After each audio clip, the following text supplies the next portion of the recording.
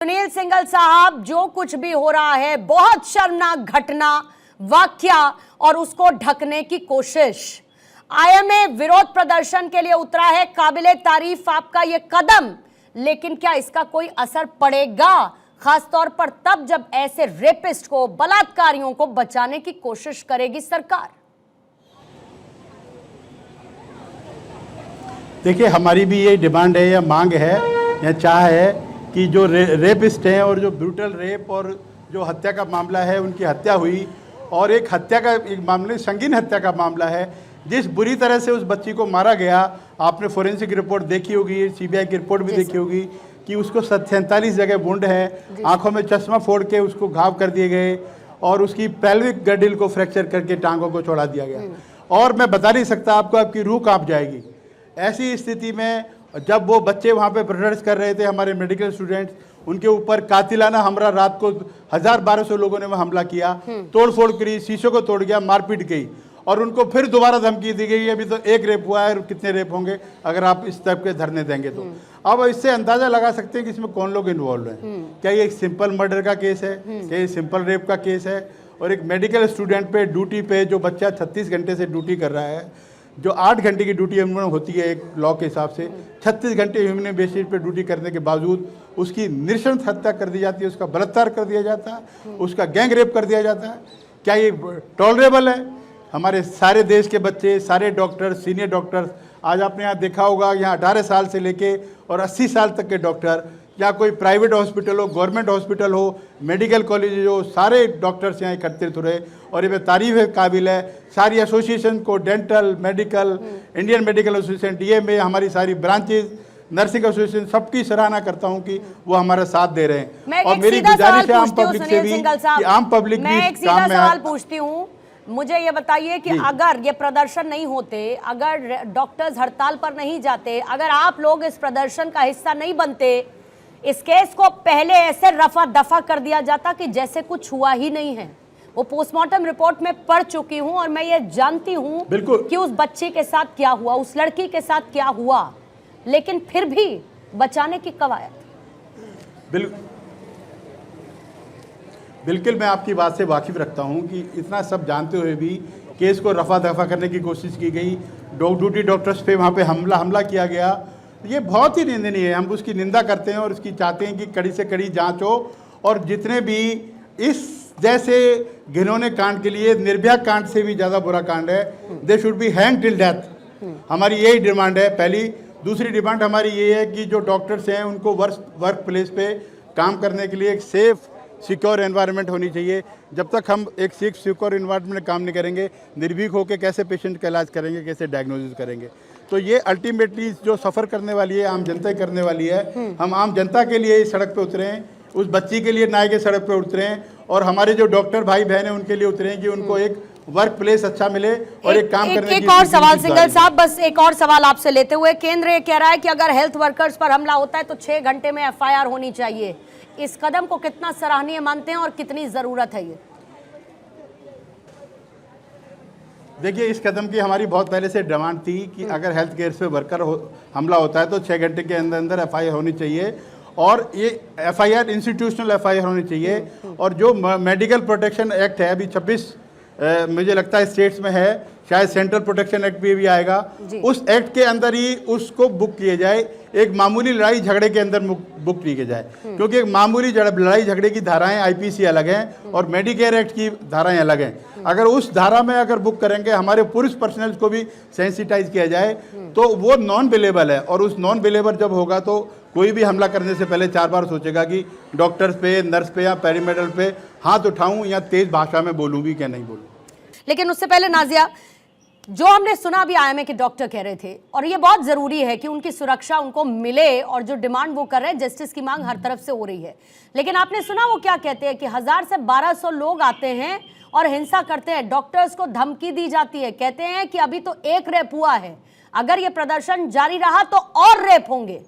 आप सोचिए गुंडागर्दी की इंतहा कितनी बड़ी है कि एक तो पहले इस तरीके की घटना होती है, बलात्कार को अंजाम दिया जाता है और फिर कोई उसके विरोध में आवाज उठाए तो उसको ऐसी एक और धमकी मिलती है। और ये सब कुछ मुमकिन हो रहा है ममता सरकार के राज में। पूर्णिमा जी, जब 10 तारीख को मैंने ट्वीट किया था इस घटना के ऊपर, तो मुझे ट्विटर पर कई टीएमसी के लोगों ने मुझे खुद मैसेज किया है कि इसको डिलीट करो, नहीं तो तुम्हारा भी हाल बहुत बुरा होगा। इसके अलावा देखिए, चोपड़ा में जब एक मुसलमान बेटी को न्यूड परेड कराया गया, क्योंकि वो आदरणीय प्रधानमंत्री जी के नेतृत्व में काम करना चाहती थी और भाजपा को समर्थन करती थी, तो उसको न्यूड परेड कराया गया था, उसका गैंगरेप हुआ था और फिर उसके गैंगरेप और उसके न्यूड फोटोज को वायरल करवाने की कोशिश की गई थी। तब भी ममता बनर्जी ने कोई संज्ञान नहीं लिया था। गाहे बगाहे आपके टीवी चैनल्स पर भी काफी डिबेट हुए हैं कि पश्चिम बंगाल में शरिया इंसाफ सभा लगाया गया और महिलाओं के साथ बहुत दुष्कर्म हालत किए गए हैं। हमारा दुर्भाग्य है, मैं पश्चिम बंगाल की वोटर हूं, पेशे से वकील हूं, हमारा दुर्भाग्य है कि मुख्यमंत्री एक महिला होने के बावजूद 2012 से लेकर के 2024 तक में आज तक किसी भी विक्टिम को न्याय नहीं मिला है। नासिर खान जो बलात्कारी है, जिसने सुजन जॉर्डन का बलात्कार किया, वेस्टिन जैसे 5 स्टार होटल में अपनी शादी करता है रेमिशन ग्राउंड पर बेल लेकर के। ममता बनर्जी को अपने राज्य की बेटियों की परवाह नहीं है, उनको परवाह है बिल्किस बानो की, जिसके आरोपी ऑलरेडी जेल के अंदर है, पर उनके राज्य में कामदोनी के बलात्कारी, क्योंकि पांचों मुसलमान थे इसलिए उनको एक्यूटल मिल गया और जानबूझ करके हर बलात्कार के मामले में पुलिस ऑफिसर चार्जशीट हल्का बनाता है ताकि उसको एड इंटरिम बेल मिल जाए या उनको एक्यूटल मिल जाए या उनको रेमिशन मिल जाए। अब आती है थर्ड बात कि जो इंटर्नी डॉक्टर थी उसके ऊपर 4-5 महीने पहले भी उसकी गाड़ी को तोड़फोड़ किया गया था।